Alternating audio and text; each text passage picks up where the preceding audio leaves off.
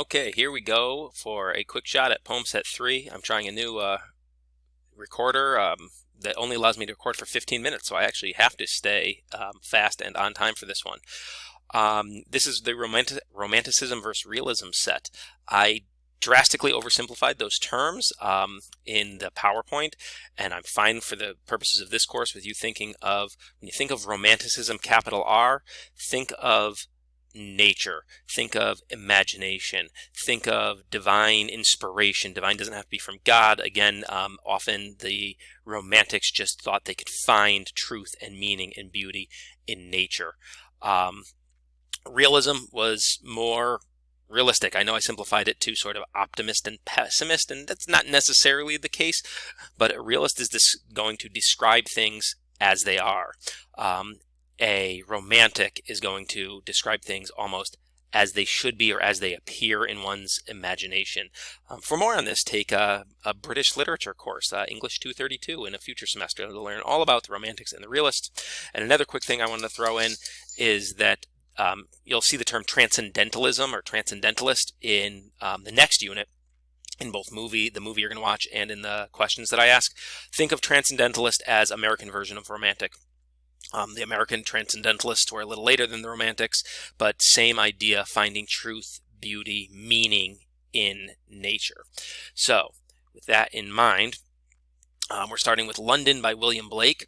Believe it or not, often students think this is a realist poem, and it absolutely sounds like one, and I'm fine with you thinking it is. It's worth mentioning that Blake was actually a romantic, and you could see how he writes about a city, but it is not positive at all. I wander through each chartered street. Look up the word chartered. He repeats chartered here twice. What does a chartered Thames mean? Thames is the river in London, but what does it mean to be chartered? He marks in every face I meet, marks of weakness, marks of woe. Nice repetition, mark of weakness, mark of woe. Also a repetition with the sounds. So why is he repeating those things? The alliteration just kind of lumps things together, so weakness and woe stand out because they both start with W. In every cry of every man, in every infant's cry of fear, in every voice, in every man. What point do you think he's trying to get across in this stanza? In every, and it's even repeated within the lines. I love the term mind-forged manacles I hear. Think about what are manacles? Look that up if you don't know. And then what does it mean if they're mind-forged? Think about what mind-forged manacles you operate under. What beliefs do you hold that are just your beliefs, that actually aren't reality? Most of our thoughts are just thoughts, but think of how our thoughts prevent us from doing something, from trying something, from experiencing something. I'd argue that could be an example of mind-forged manacles. This specifically relates to in a city, though. He'll cover different what am I looking for? What word? Jobs, different vocations within the city. Those are all here. None of them sound positive. And then it ends with a really kind of some dark imagery. So pretty obvious in this poem what Blake thinks of London, and that's because he's a romantic and he appreciates nature. He wants people to get out of the cities. But see what you can do with this and some of the images in here, even some of the repetition, the alliteration and stuff like that. I love this one. I'm actually going to spend, I'm going to go through this one because this is one I really want you to keep in mind as you read Equus, as you watch Dead Poet Society in Unit 3. The World is Too Much With Us by William Wordsworth. The world is too much with us, late and soon, getting and spending, we lay waste our powers. So I always try to begin by paraphrasing a poem. Normally I'd read the whole thing and paraphrase it, but I'm going to go kind of line by line.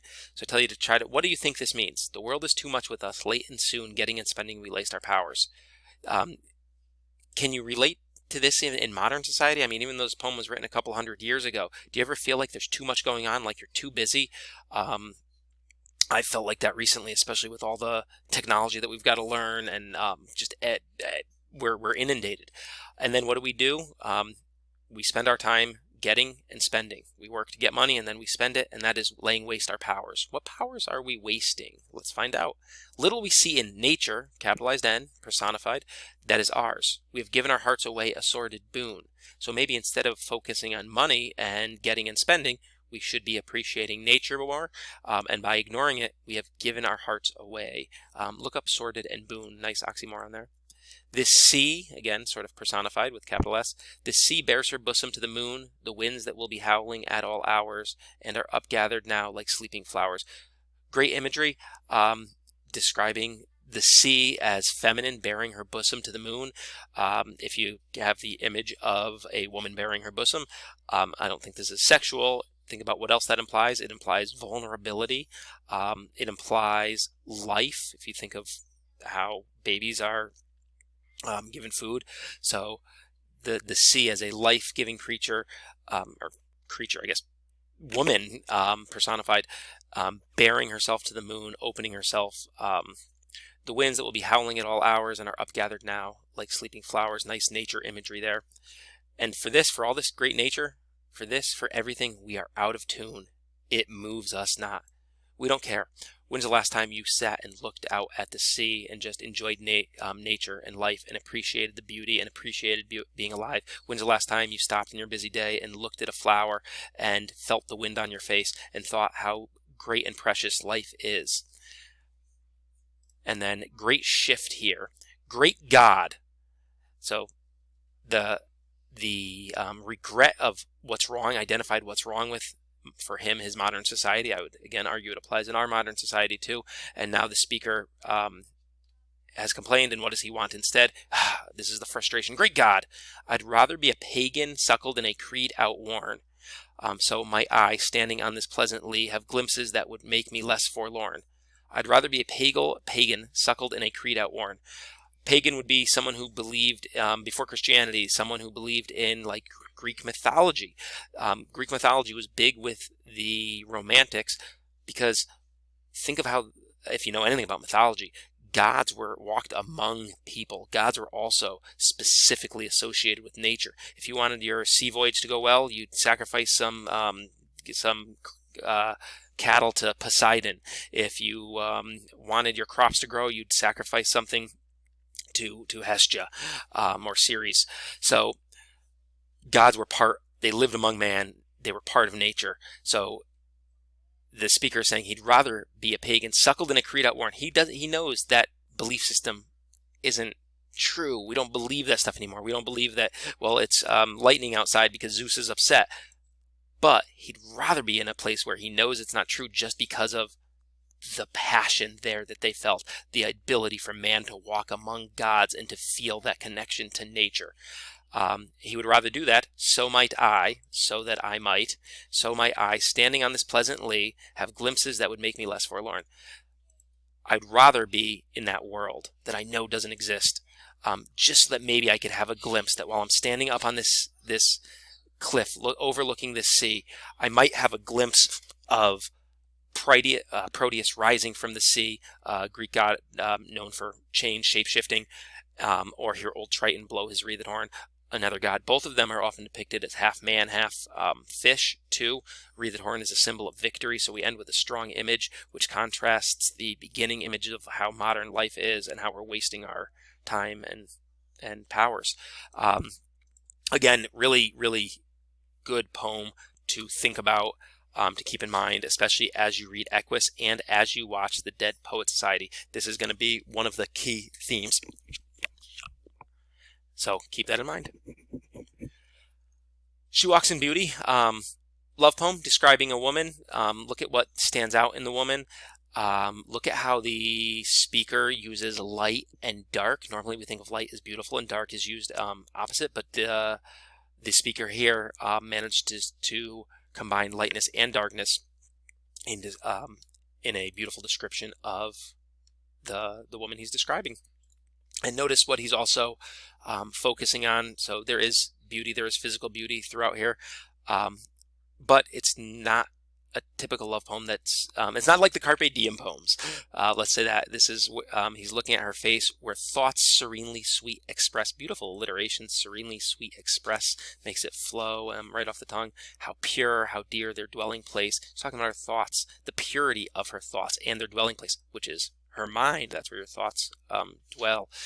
The smiles that win, the tints that glow, but tell of days and goodness spent, a mind at peace with all below, a heart whose love is innocent. So Nice. A lot of great imagery in here. Focus on light and dark, maybe. See what rhymes stand out, what words rhyme, usually draws attention to them. So why might the speaker, or why might the author choose certain words to rhyme?